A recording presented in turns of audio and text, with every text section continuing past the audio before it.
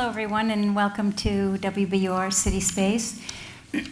I was walking down Commonwealth Avenue today on the way here, and I thought how lucky everybody is to be at this university and in this urban environment and get to come here.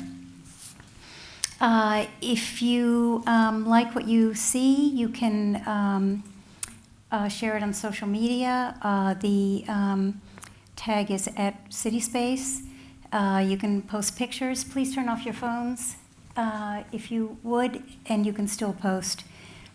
And if you'd like more information, you can go to wbur.org/newsletter, and you can get information about all the programs that are here. We take questions afterwards on a software called Slido, S-L-I-D-O, and you can. All you have to do is go to open any server, any browser, and you'll find slido.com. And then your number for tonight is CC, as in cat 114. And you can ask questions, and then I will ask them to Ayr afterwards. I am Sheryl Julian. I was the food editor for the Boston Globe for a long, long time. I still write for them. I write reviews. I do restaurants, mostly what used to be called cheap eats. I do cookbook reviews. I write recipes. I take photos.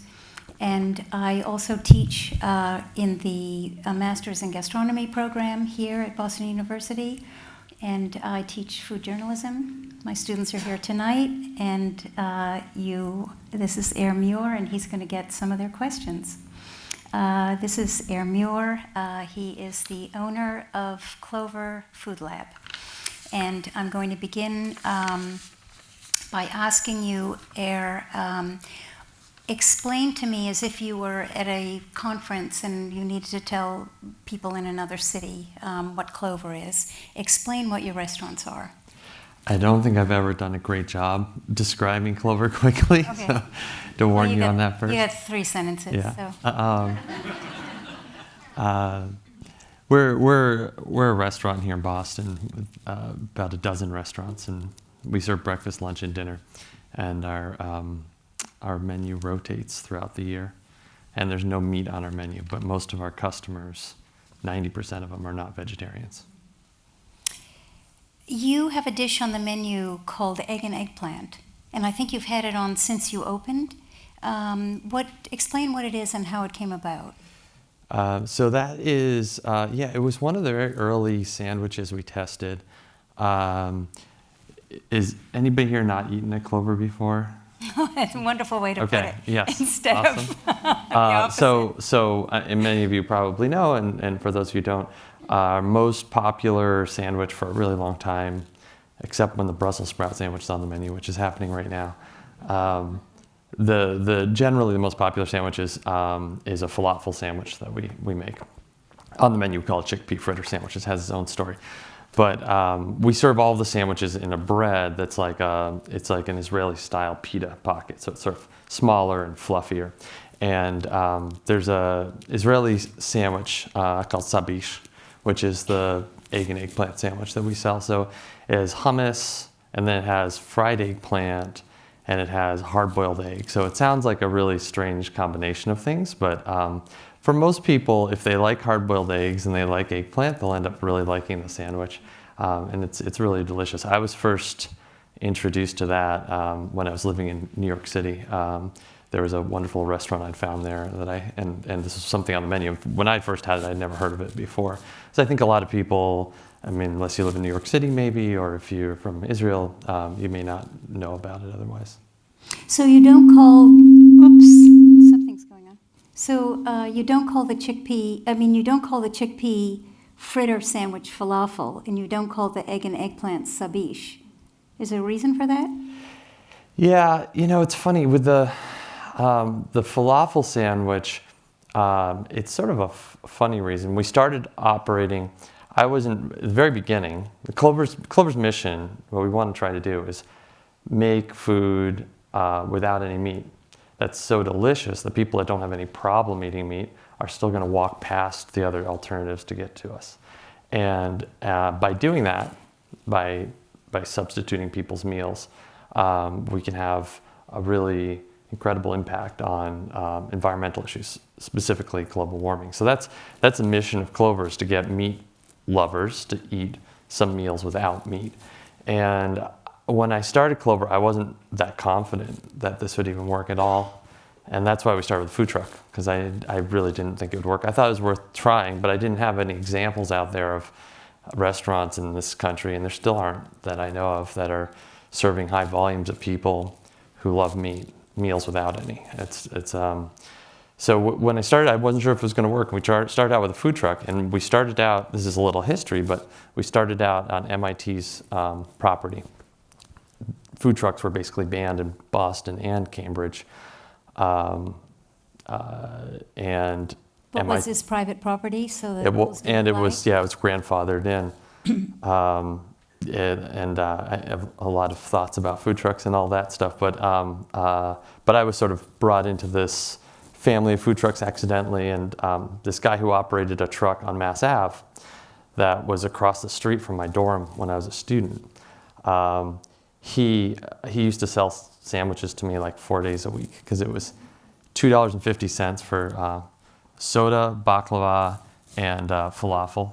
And that was like a Lebanese style falafel, so it was a roll. And it was great. Years later, I'm not a student anymore, but I'm having this idea about Clover, and I approached him about selling my food at his truck. And he said, no, can't do it. I'm just trying to find a cheap way to test things. And he's like, that one guy, he's runs a pizza truck, but he hasn't been showing up because he's a bum. You should take his spot. And he's like, here's his phone number. You call him up, and he's like, so I called that guy and offered to pay for a spot, which he hadn't shown up at for months. This is a little more detailed than you wanted. So you essentially began as a squatter. Well, no, I called the guy because I wanted to offer him some money for a spot, and he wasn't very nice and yelled at me. And I went back to Petrus, and I was like, Petrus, I called him up. He said, yeah, he was stupid and a jerk, right? And he's like, I told you. But I just left it alone, actually, for a few months. And MIT, who I was talking to about restaurant property, called me a month later and said, this spot's available. So it all came around. And then when I opened up there was already a truck on that street that had been serving falafel for a long time. And the falafel they served was like in a roll, which was the same as a similar style to the falafel I'd had on Mass Ave. And it's like a Lebanese style falafel, so it's a larger ball, and it's got a lot of fava beans in it. So it's like a heartier taste, and the balls are smushed, and it's rolled up, and it's delicious. And the falafel that we ended up trying out at Clover is like a really different style, the Israeli style falafel. Little balls, they're more lemony and puffy bread. All chickpea based, puffy bread instead of a flat lavash. Mm-hmm. And so when we opened up, I wanted to try the sandwich out because I thought it was I thought it might work. But when we first started selling it, people were confused because what they thought falafel was what was down the street. And when we were selling them this, people were like, no, this isn't what I ordered. Didn't you feel a little bit like you were putting the friend who helped you out of business? Well, it wasn't his falafel truck on my street. He was on the other side of campus. Okay. This was another falafel truck. Okay. So you've described yourself as fast food, which was really until very recently a dirty word. But you purposely don't use the word vegetarian. I know that when you first opened the food truck in 2008, it wasn't popular to say vegetarian. But now, anything that's meat-free, any restaurant, any truck is highly sought after. So if you're entirely meat-free, why not just say you're vegetarian? Well, I still don't think that's the right first foot forward for us. In Cambridge, Massachusetts in 2019? Yeah. And it's maybe to understand this, we have more organic produce and content on our menu than I think any restaurant in Boston. I think it's probably safe to say. And you don't say but you're we organic. Don't say anything organic. I think that you know, for people who are vegetarian or vegan or want to eat that way, they'll figure this out. It's not, you know, they find us and figure But it out. what about all the people you're missing because they're coming to Cambridge and they want a vegetarian restaurant? Well, I think people that are seeking a vegetarian restaurant figure out that Clover's a great option. But I think the vast majority of people out there, even in 2019 in Cambridge, are not vegetarian. And people have lots of, food's very cultural. You think they have preconceived ideas? Absolutely, and for good reason. I mean, most vegetarian restaurants, I mean, I hate to say this, but most vegetarian restaurants I've ever been to didn't serve very tasty food. And I think there are some that do, but there are a lot that don't. So I think a lot of people have had experiences in the past with food they were told was vegetarian or vegan that weren't positive. And I think there are also, what we're doing is pretty different also. Most of those restaurants, vegetarian, vegan restaurants, and this is true to today, are restaurants for people who are vegetarian or vegan. And we're not, right? And we're a restaurant for people who like to eat meat. So I think if we led with that and had a big banner on the restaurant that said vegetarian restaurant, I think people who are not vegetarian would filter themselves out. And that's the opposite of what we want. Okay, so explain for everyone the layout of Clover locations. Your spaces have always reminded me of the Apple Store. I mean, they're more industrial. Yeah. Less sleek and more industrial. So explain what your places look like. Yeah, they vary a little bit. There are some common elements you'll find at all the restaurants. Most, but not all of the restaurants, have a giant wooden community table, and they also have wooden counters along the kitchen, and the kitchen's totally exposed, so there is no back of house. I just gave a tour earlier today to a group of 60 students from Harvard Business School that were studying operations, and it's a little anticlimactic because you just sort of stand there in the restaurant and that's the tour. I was like, there's a mop closet I can show you, or some bathrooms, but there's not much that's behind a wall or a door at Clover. And we have, we often, the counter, I think probably the most startling things about Clover are a little bit subtle. So I think if you're not an architect or design, the thing that's the most startling is you come in and there's nobody to say, there's no hostess station or host station that says, seat yourself or whatever. There's somebody standing there. Torn the register out of the food experience. Yeah, so there's no register. You have to explain that as well. Your PR people will get you up to speed. Yeah, there's no. I heard you hired a new company. Yeah, we're trying it out. Okay. There's no registers at Clover, and we have people standing there to take your orders.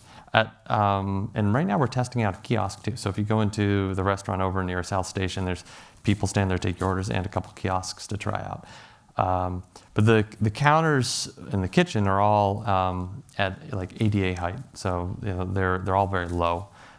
And I think that's a sort of a subtle design thing, but it's it allows you to see what's happening with the food, and I think it breaks down the interface between the staff and the customers, which is part of what we're trying to do without the register. I think at most places, the register serves as this giant moat between the customer and the person working behind the register, and it works in both directions, and you see people behind the register talk to one another about people in line the way they would never talk to their neighbor or friend. And you see people on the other side of the register talk to one another as though they're colleagues, but talk in a very disrespectful way to the person on the other side of the register. And I think, there's no reason we should have this big wall separating us culturally. I think there should be more of a closeness between the people who are making and serving food, which if they're doing it well, they're giving a lot of themselves. I mean, it's a gift, and food tastes great when there's a lot of love in it. And I think so moving away from the transactional experience to something that's closer, I think is a really important part of what we're trying to do. My favorite thing about people behind the register is when two employees are talking about last night's date. Yeah. And do not want to interrupt themselves to wait on me. So you've said that you wanted to expand your little mini chain to thousands and thousands of restaurants. And your Harvard Business School friend and now investor, Dan Heath, who writes best-selling business books, describes you as the Steve Jobs of food. Doesn't that make you a little nervous? Like, he was both admired and reviled. Well, I mean, if we're able to build Clover into a massive international company, I think I'll be very pleased. You'll accept the consequences? We'll be doing a lot of good in the world. But I think there's a lot to figure out, and we're trying to do something we're trying to do a lot of things that are really different, and it's we've made a lot of mistakes, and we've also had some successes. So I mean, I'll be thrilled if that ever comes anything close to being true. Okay, you'll take the name. Yeah. So let's talk about food made in a lab. Nobody went into their grandmother's kitchen and came out with impossible meatballs, which are on your menu. And when you opened, I seem to remember that your menu was entirely vegetables. I remember reviewing the first Clover in Harvard Square, the first brick and mortar in Harvard Square. Is impossible meat on the menu because of consumer demand? I am not a vegetarian. I have never really understood why vegetarians want to eat food that tastes like meat. But you're mistaking our restaurant for a vegetarian restaurant. I'm mistaking your restaurant for a vegetarian No, restaurant? the Impossible's got a wonderful place on our menu because we want to be serving people that are not vegetarians, right? That's a success it's had for us, and that's what we've loved about it. We were approached by Impossible. I met the. But when I want to interrupt for 1 second. Yeah. When you opened Harvard Square, it was vegetables only, and you told me that you were tasting different these different lab meats to see which one you would have. So I went back when you put one on the menu, and I mean, it was vile. But it was still on your menu because you must have thought that consumers wanted it. You don't like the Impossible meatball? You know, I didn't mind it. I thought you just said it was vile. But No. When you first put lab meat on the menu in Harvard Square, I didn't like it at all.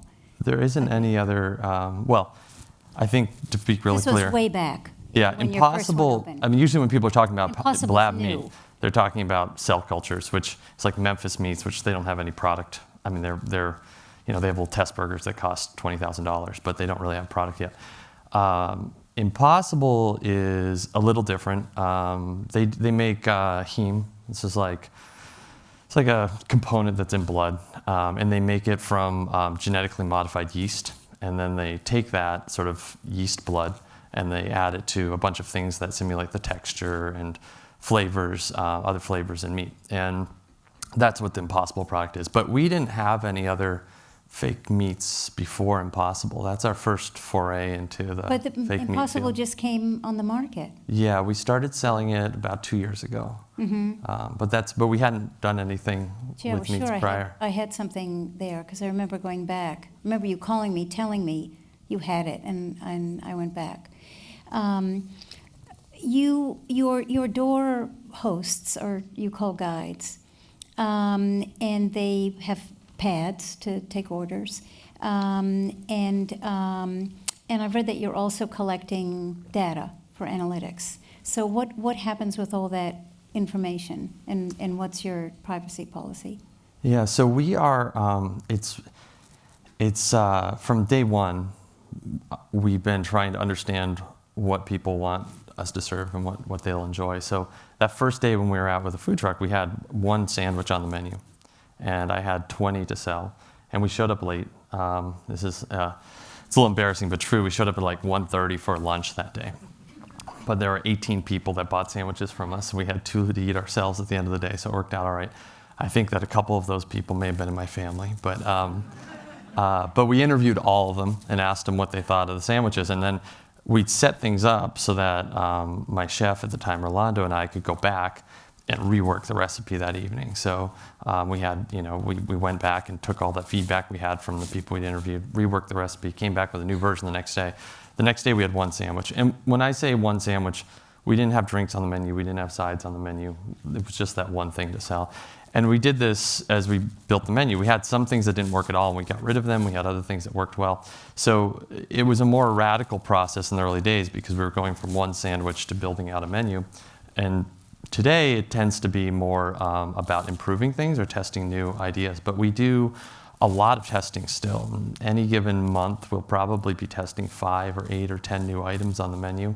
If you go into a restaurant right now and you order one of the items that's in testing, the Clover guy, the person who's taking your order, will be prompted to ask you if you've ever had that item before, and you'll say yes or no. And for example, and this helps us make decisions about the menu, because it's one thing to have some sales, but often you have people come in just because they've heard there's a hubbub or they've heard about something and they try it. We were very concerned about that with the Impossible, because we knew that they were putting so much marketing effort behind it. We were afraid people would come in just because they were curious, but then never come back. And so that question, have you ever had this before, becomes really, really important to us when we're judging new items, because we can look at 1 week in, 2 weeks in, how many of the customers ordering that brand new item that's in testing have had it before. And as that number grows, it's a great signifier that's going to be a real hit. Because if you end up having the second week, 30% of the customers have already had it once. That means they liked it well enough to come back within a week to get it a second time. I was at the downtown Clover a couple weeks ago, and there was a long line behind me, and the woman who had the pad wanted to engage with me on, what I liked and what I didn't like, and I sort of looked behind me and thought, we don't have time for this. What do you do about that? Well, I love that she was trying to engage with you. I know, because you want the And did it analytics. work? Did you talk to her? No. You wouldn't? No. She would have had a nice conversation with you, and you might have tried something you hadn't explored before. You might have had a new experience. Well, I knew I was going to see you, and I knew there were certain things I wanted to ask. So. We spend a lot of effort making sure that people are taking the orders are really well trained, and we want a few things to happen there. We want, first and foremost, we want them to help people coming in the door feel really welcome, and then second to that, we really want them to help guide people to something that they'll really enjoy. In terms of the line, or your concern about that, we have a very flexible system. So. If there's a customer who, the right way to work with them on their orders to take 3 or 4 or 5 minutes, that's great. I mean, if my Clover guide's doing that, I'm really happy. They're set up to sample and to talk about different items. They have controls. They can bring up pictures of items, nutritional information, allergy information. And I'd love them to engage as much as is appropriate. And then if there's other people in line behind them, we have the flexibility to have those people served by others. So someone pops out and becomes a guide? Yeah. And at busy times of day, we'll usually have, depending on the restaurant, 3 or 4 or 5 people standing out there taking orders. The quieter times of day, there'll usually be one person out. But if they get engaged with a customer, somebody else will pop out to take care of others. I read that you monitor Yelp and Facebook mentions. Do you still? We do. We look more broadly than that. We look at, we try to understand as much as we can about the experiences people are having. So we listen to things people say directly to us, emails they send us, and there's a lot of that. But we also look at social media, and we look at reviews and other things, and we gather all that up and try to assimilate it. Is it true that someone can bring in a recipe for you to taste or make it in a Clover kitchen? Yes. Will you? No, I won't.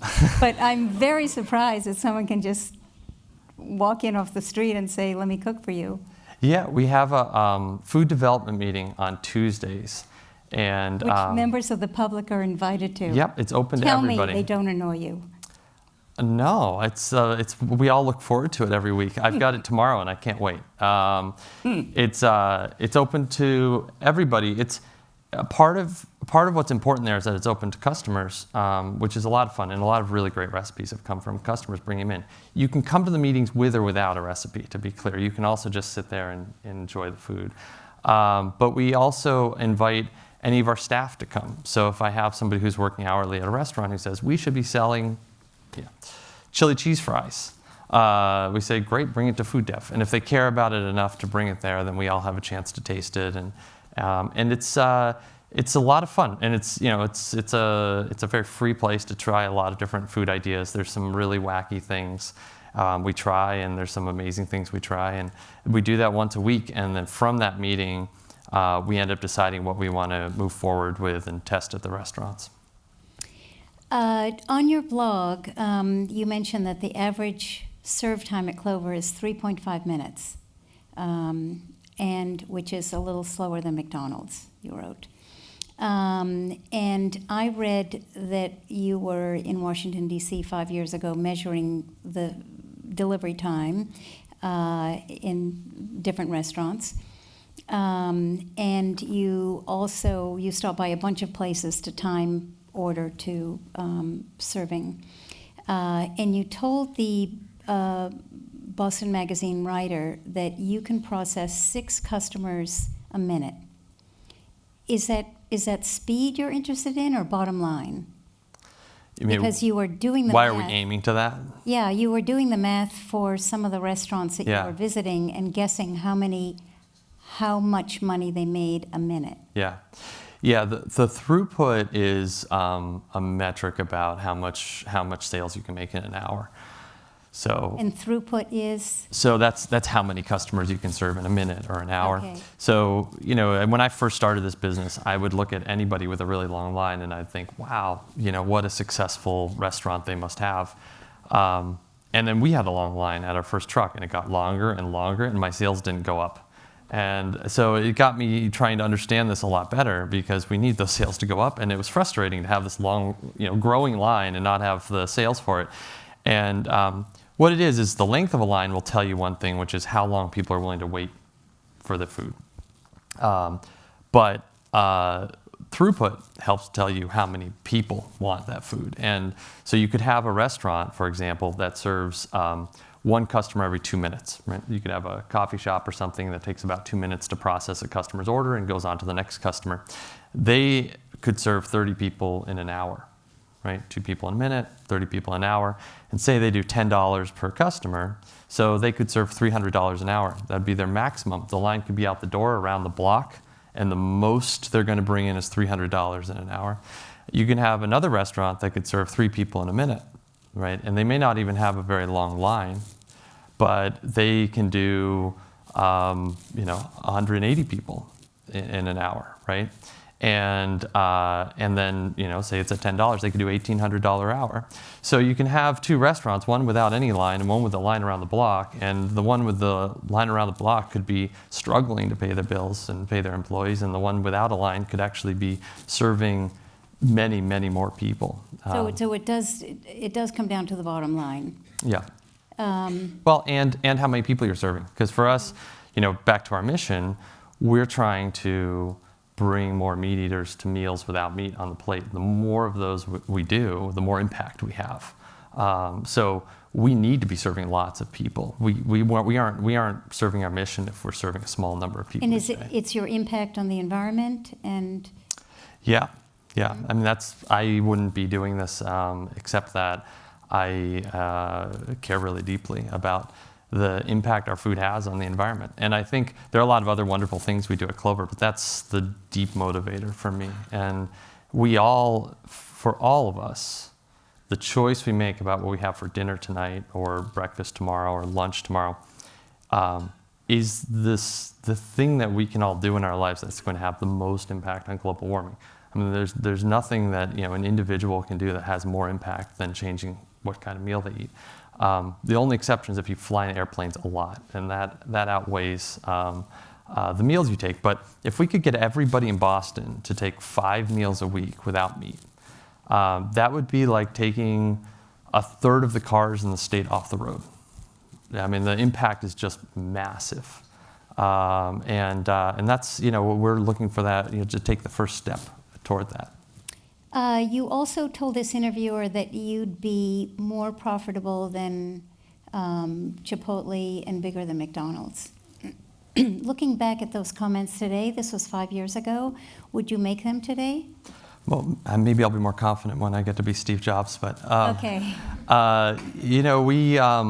The profitability, we've hit that, and our restaurants generate more profits than Chipotle.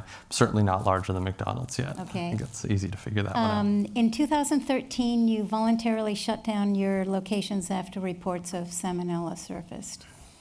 And you became obsessed with updating the public yourself and correcting what you saw as errors in the newspaper stories.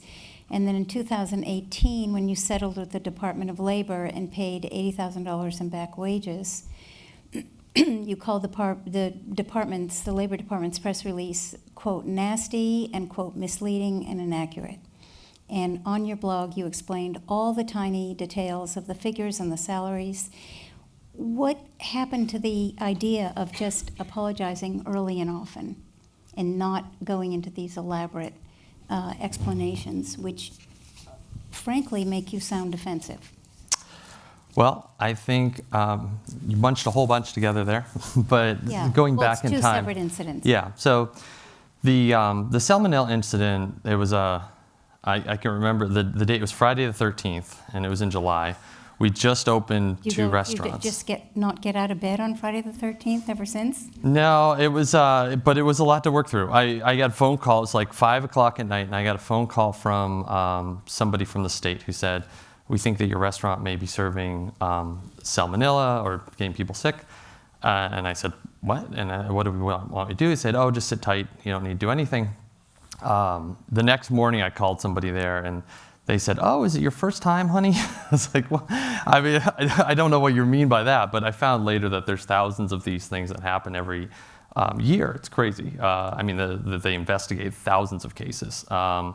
But it's all like dark and hidden. And in our case, I asked them, what is causing this? And they said, well, we can't really know. I said, should we stop serving eggs? They said, we can't know. It's probably not eggs. And at that point, I was afraid that we may have this potential for getting people sick, and we had no idea where it was coming from. So we shut down all of the restaurants, the entire company. And that's not what the state had expected me to do or even wanted me to do. And I think got me in a little bit of trouble, because I think that they would have liked this to be quiet, like those other thousands of cases. And instead now it was very visible. What happened to the employees? Which employees? Our employees, we actually ended up paying them. We were shut down for about a month. And during that period, they swabbed every single surface at Clover and found no salmonella. They tested all the employees and they didn't find salmonella. After the fact, I ended up finding from somebody else that the salmonella was part of a large multi-state outbreak, and it was tracked back to a poultry farm in Mexico. So we weren't serving poultry at Clover. So I think it was a mistake. And but it was a. Do you have some sort of insurance to? No. It was a very costly foodborne incident. illness. No, I think that there is insurance that covers if a customer gets sick. There's insurance that covers them. In this case, actually, nobody ended up having gotten sick from Clover, so our insurance didn't pay anything out. But if we had gotten someone sick, the insurance company would have taken care of it. So why do I want to explain all that? I would hope that excruciating detail. Yeah, well, I think that it's I think two reasons. One, I think it's good for people to know what happened. When I first learned about the potential that we might be getting people sick, I wanted people to know that and know that what we were doing about it. And then when we learned more about the process, I wanted people to know what that was. In the same way that I want people to know other things about what we're doing, where our carrots are from and how we're working with our farmers and what we're paying our employees. This isn't a carrot source. This is the way you're presenting yourself to your public. Well, I think that case, was amazing, Sheryl. It seems like you have a really negative opinion of the way we handled that, but we came back and opened our businesses, and we couldn't open them all the same day because we had lost employees. Even though we had been paying them, not everybody stuck around. And so we had to sequence the openings. And the first day we opened Harvard Square, we had a line that went out, around the block, and around the corner. And I think a lot of our customers really appreciated that we were straight with them, and they enjoyed the detail that you find revolting. Not revolting, just excessive. And I was in the middle of it. I was walking in front of my restaurant, and somebody grabbed me, and knocked on. I was working in the restaurant. He knocked on the window and had me come out, and he told me he was one of the people that had gotten salmonella. And I said, "Oh, I'm so sorry." At this point, I didn't know where it come from. It's like, if we caused that, He's like, "No." He's like, "I don't even think it was from here." He's like, "I love Clover." He's like, "Even if it was from here, I'd come back. Can we have a selfie?" And I've got a picture with me in front of the restaurant with this guy with a close sign on the restaurant. But I think that I think we have an opportunity, and this isn't just Clover, I think we can lead others to have honest conversations with people about food. The shrouds of secrecy that cover up our food system don't do anybody any favors. And you may look at that and not like the transparency. I don't disagree. But I think being really clear and honest about what's happening is great for everybody. And when I think it's the kind of food system we want. And when we first learned that there might be salmonella, what I shared at that point wasn't defensive. What I shared at that point was, guys, we're afraid that we might have this problem. And then as we learned more about it, what I shared was, we're learning more about it. And I think that is what transparency is. And having the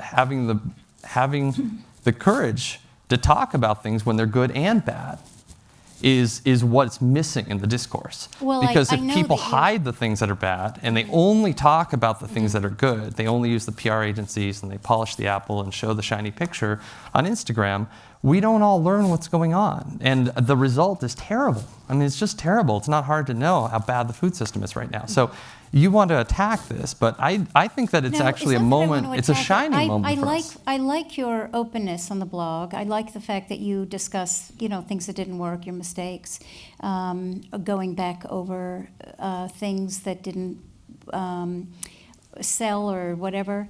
This just had a sort of angry defensive quality. Go back and read it.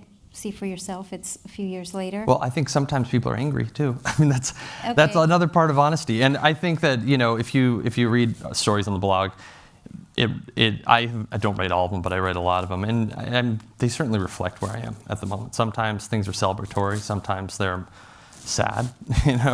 Sometimes they're angry, and I think that's a part of being honest. So. The kiosks that you have are in the financial district only, or in other places? We're just testing with that one restaurant right now. Okay. Yeah. And you wrote that you're testing them. You think you've decided that they should be used when the stores are only when the stores are busy, because the staff and customers are using it to avoid talking to each other. Well, I think we don't. I mean, I'm not saying that as something we've observed yet. It's a fear. So Okay. we're trying to think this through, and we have really rich, wonderful relationships that are generated in our stores.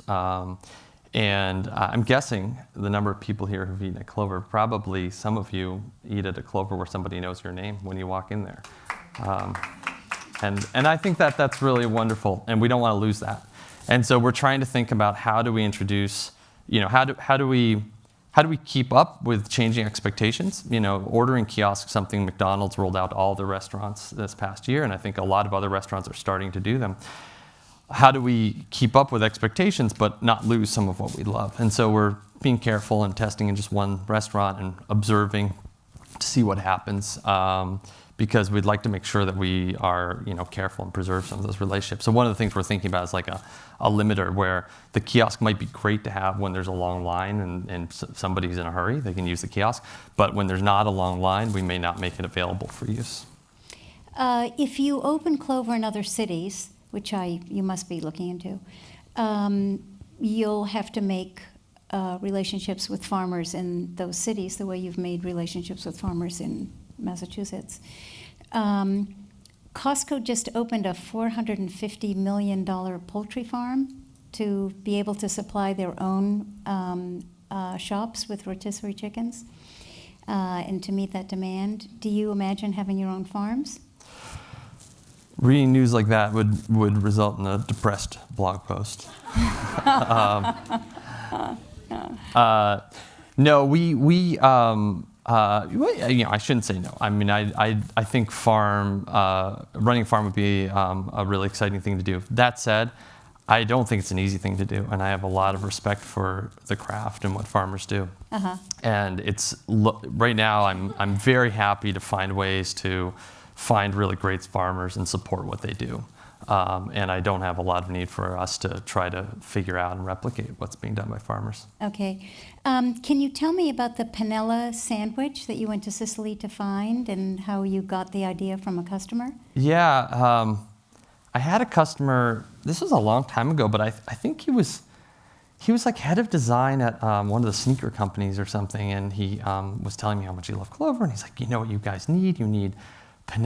And I was like, what's penne? I've never heard of it. Anybody here anybody here heard of penne? Yeah, I hadn't heard of it at all. It was a brand new idea to me.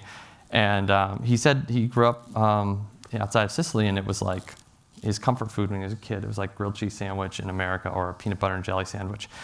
So we actually took a food trip. We do every year. We take a food trip someplace to get inspired, and we took a food trip to Sicily to try and find a penne. And we had a lot of really terrible penne, but we also had some really good ones. It's a street food, so just like any street food, you have like widely varying qualities. Is it a sandwich, actually? So the penne itself is it's a patty. It's made with chickpea flour.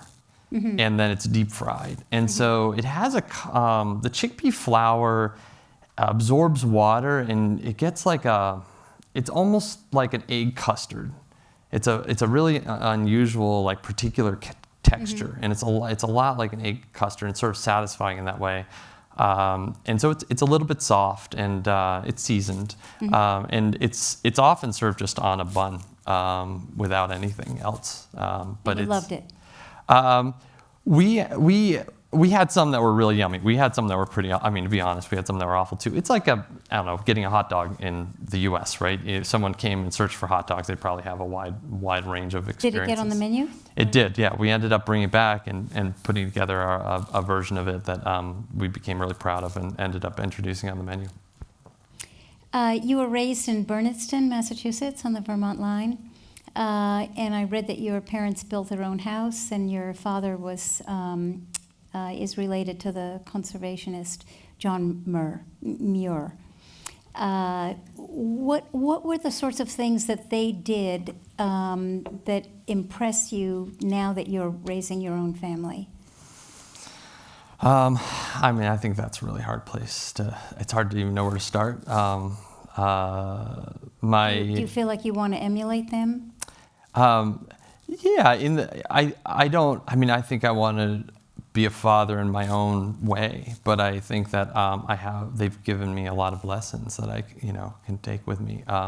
I think before I even had kids, I had a feeling I just wouldn't do it as well as my parents did.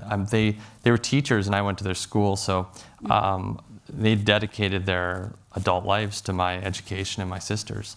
And I wasn't, when I was first having Clementine, our oldest daughter, I wasn't about to dedicate my entire life to her upbringing. So it's a different, it was definitely something to be thinking about. And I have a lot of appreciation for what they did, and I don't think I've been around for my kids as much as they were around for me when my childhood. So it's I think that's a hard thing. But on the other hand, I think you really want to live your life the way you can. And I think it was an important thing for me to create a model for my kids that they would look up to. And I think I've found something I'm doing that I love doing, and I'm lucky enough to have some success with. And I think it's something they can really look up to and understand. And so in that way, even though I've had to make a lot of sacrifices, anybody starting a business has made a lot of sacrifices. Whether the business succeeds or fails, it's a giant endeavor.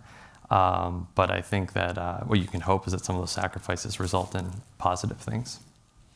We're going to play a game I call Buy or Sell. Just a few quick words. Buy is yes and sell is no. You can just answer briefly. Whole Foods produce. Okay, you can skip. You can also skip. I have a relationship with them. Okay. I have to. Seitan bacon strips. Sell. It's not my favorite. Burger King's Impossible Whopper. Buy. Hellman's mayonnaise. Sell. Store-bought hummus. Sell. Pepper grinders in a supermarket spice section. Buy. Men with beards prepping food. Well, they should be wearing a beard guard. Okay, Yeah. I saw that you have this little thing in the back of the store that says beard covers. Yeah, And they're all covered up. Most Everything's very people covered. end up shaving the beard because it's a pain to wear like beard cover every right. day. But yeah, Right, sourdough bread, buy. commercially cut crudité. Sell. I mean, we're starting to sell crudité, so I don't want to sell us, but I think a lot of times crudité is underwhelming. Homemade chicken stock. I'm not a great person to answer that one. Okay, back of house tipping. This is in restaurants that are sit-down restaurants. Yeah, I mean, buy. I don't know why we would. I do not understand the current system at all. Why would we make it illegal for people to share the tips with people back of house? It's Online crazy. reservation. Buy. Pre-made dinner kits. I haven't bought yet, but a Okay. cautious buy. Okay, the last one I don't think applies to you. Costco rotisserie chickens. Sell. Okay. Let's see. These are questions from the audience. What's something you've eaten in the world that you like to add to the Clover menu and haven't been able to yet because the ingredients aren't available? Well, I don't know if this isn't necessarily speak to ingredients not available, but you can pickle most vegetables by putting them in soy sauce. It's like sometimes called the shoyu pickle. It's just you cut up a vegetable and you put it in soy sauce, then you leave it in your fridge, and the longer you leave it, the better it tastes. So like 2-3 years isn't a bad thing. And like shoyu pickled daikon and hakurai turnip it's just amazing. And I've wanted something like that on our menu, but there's a bunch of obstacles. One of which is when you open the jar, if you pickle any daikons, it smells really bad. So we've had trouble with pickled daikons on the menu for that reason. That's one thing I really love, but I'm not sure it can make it.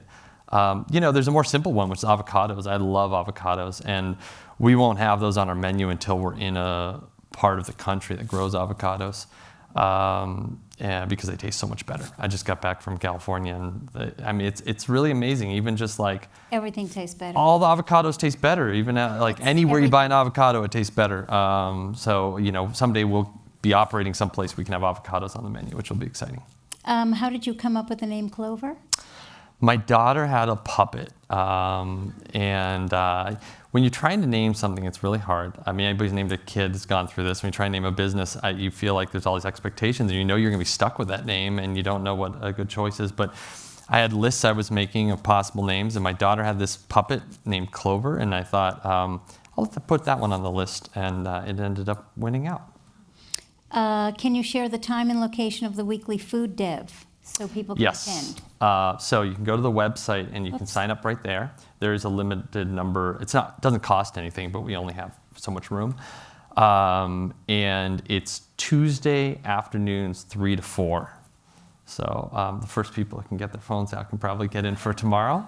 But it's a lot of fun, and it varies greatly. Sometimes we're tasting coffee and brownies and cookies. Sometimes we're tasting new sandwiches, and sometimes last week we were tasting vinegars.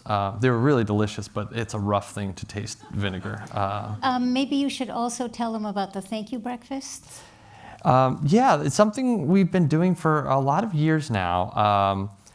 We feel like the things we do well as a company are the result of feedback from customers. And the thing is, a lot of people who are our customers are afraid to tell us what they think of things for a bunch of reasons. But it's a big service to us when you tell us what you think of something, even if it's a little comment or a big comment. If it's a positive thing, it helps us do more of that. And if it's a negative thing, it helps us fix something. So we feel all this gratitude to those who spend time telling us about things, and we feel like most of the things we do well are because somebody pointed it out to us. So we started doing breakfasts. I think right now we do about 2 times a month, where we invite in a bunch of people over that past month who've taken time to give us feedback in one way or another, and we buy them breakfast and have a conversation, and it's a lot of fun. Well, it's admirable that you're thanking people for doing that. You're going to cook something? Yes. Well, no heat allowed, so cooking might be an overstatement, but Okay, let's yeah, go. yeah. We were thinking about what to do without heat, and I mean, my first thought was I thought that it'd be really fun to make soup. It's something we do in the restaurants each day. It's something I love doing, but it requires a burner. And so instead of soup, we're going to make soda syrup. And after we've got some crudité out there, and we also have some sodas that you guys will be able to taste. Not the exact one I'm making, but another one. And there's we've got some syrups for you to bring home as well. I think we have made a pawpaw syrup for you to bring home. So these are pawpaw. If anybody hasn't seen them before, you're welcome to come touch them afterwards. It's a very alien-looking fruit, and it smells and tastes like a tropical fruit. But it's native to North America. It's amazing. It doesn't feel anything like the kind of fruit that I grew up knowing. And these pawpaw grew in Massachusetts. It mostly grows in Appalachia, but these ones, you can actually grow it this far north. And we have found a farmer who grows pawpaw and supplies us each year. Does it have a pit in the middle? Yeah, we can open one up. This is there? Okay. Yeah, they can see. Cool. So it's something between like a banana and a papaya. It's very fragrant and tropical, and it's like a custardy texture. Mm-hmm. The syrup I'm going to make is the carrot syrup, but we'll have both of them after. It's a lot of fun because something like this, it's for a lot of people that come into our restaurant, a taste of this is really overwhelming. So, I mean, I know when I stand out there and I say, well, would you like to taste this? Would you like to taste? A lot of people turn me down. They say, oh, what is that?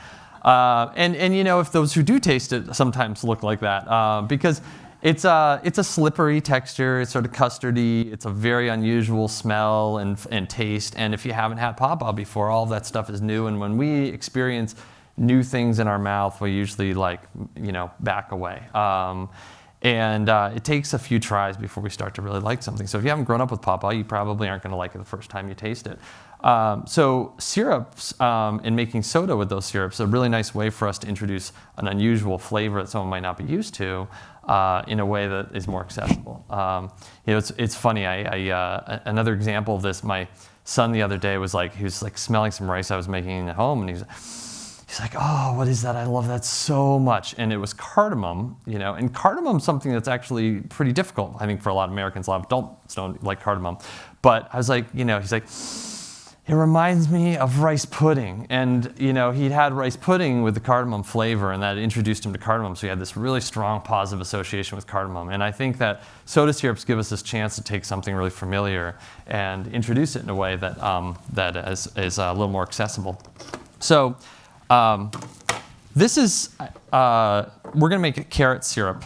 And these carrots are, these are really, really beautiful carrots. We actually just got in today from Michael Doctor in Hadley. So these just came in. He had a giant bumper crop of carrots this year. So we're going to have carrot everything for months, which is really exciting for those of us who like carrots. And I think that carrots are something. A lot of vegetables that people think they don't like, it's because they've had bad experiences with them. If someone says, I hate tomatoes, it's usually not because they're ignorant. It's not because something's wrong with them. It's probably because they had tomatoes that were lousy, and I don't like this. And they had it again, I don't like this. And I think, the same can be true of a lot of vegetables. These carrots are candy sweet. They're really, really delicious. And I think that anybody will probably really like them. But people have had experiences with really lousy carrots. And a lot of people think they don't like carrots. So this soda is a nice way to introduce the carrots to people. So I'm going to take a little bit off of the end. The blender works better if you chop things up a little bit. And you don't peel them? No, I'm not going to peel them. So if these were conventional carrots, the syrup's not going to taste great, and you definitely want to peel them. Carrots absorb a lot of what's in the soil, but these are organic carrots, and they're grown in really, really happy soil. So the skin is thin and delicious on these. But it is something that if you had to, in a pinch, use, if these were conventional carrots and I had to try and make this, I would definitely peel them. And then we're going to, so this is something, another fun thing about the syrup is we thought this is something you could all play around with at home. And we, at the restaurants, we make soda with the syrup. And that's what you're going to have tonight. But you can also use it in alcoholic beverages and other kinds of ways. So we're going to put, that was about 3 carrots I put in there. And it's syrup, so there's the sugar. So I put 3 carrots, 3 cups of sugar in there. Well, it looks like a lot of sugar, but in fact, you're only going to use a little bit in the soda, right? That's right. Yes, that's exactly right. Thank you. It's not as bad, but you know, it is good to make your own food. You sort of learn more what's in it. So this is our lemon juice, and I'm looking for a measuring spoon, but I might not be seeing it. So this is a tablespoon, okay, and that's a super accurate tablespoon. And the lemon juice is in there because we're aiming for the lemon juice not to be a flavory taste. There's not a lot of it in there, but a little bit of acidity just makes the brightness of the flavor come out. You're afraid I'm gonna eyeball the salt? Yeah, I do need water. Thank you. I am gonna eyeball the salt. So this is half a teaspoon of salt. And that might seem like a funny thing to have in your soda syrup as well, but similar to the lemon juice, I think it broadens the flavors you can taste and makes them come out more obviously. And then we're going to wait for a second for the water. And then what we're going to do is make a racket as this blends. This is a really, really powerful blender. So we actually have some little recipe cards we're going to let you guys take home so you can play with some soda syrups at home. It's a really easy thing to do. If you have to have a nice blender. If you have a blender that's, this is a really powerful blender. And if you have a less powerful blender, you can do the same thing. You just need to blend it longer. I would also recommend using hot water to melt the sugar. This blender actually goes so fast, it's going to warm it all up and it's going to obliterate all that sugar. But if you were using like a less powerful blender, you'd probably use some hot water. It would help melt that sugar. And you'd just blend it a little longer. So this is a Vitamix. Yeah, this is a Vitamix. So there's 2 brands that make these like high horsepower blenders, Blendtec and Vitamix. A lot of restaurants use Vitamix, Clover included. And so we're gonna blast this once we have a little bit of water, and then we're gonna strain it just to pull out any carrot pulp or anything else.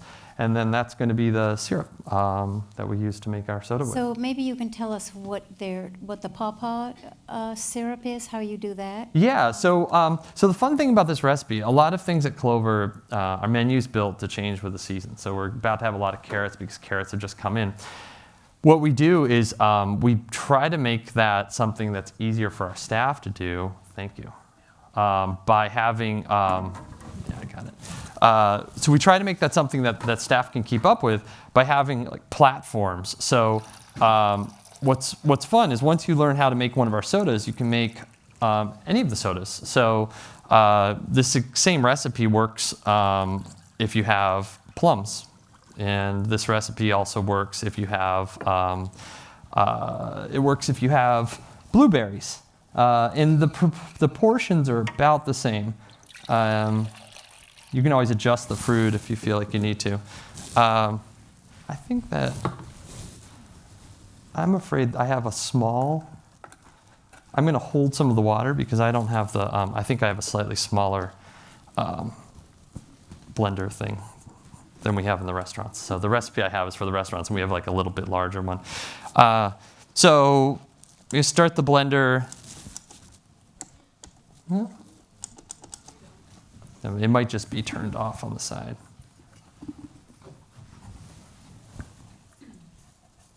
Okay, let's try it again. There it goes. So I'm just going to start it slowly.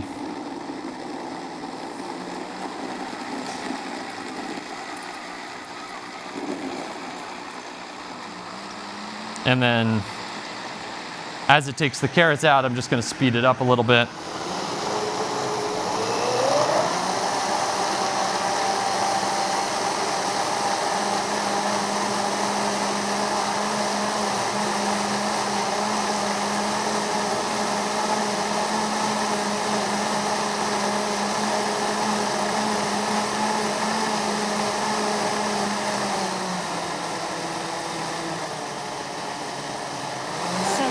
Isn't anywhere near the...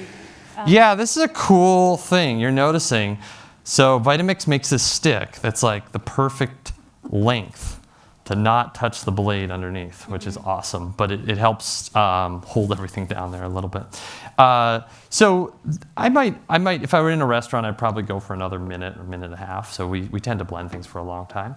But for the sake of what we're doing right now, I'm just going to pull the syrup out right now. We use a strainer. This is a relatively fine mesh strainer. And then we're just going to go ahead and pour that through. So beautiful color. Yeah, and the soda syrups are so much fun because you can really make watermelon soda syrup.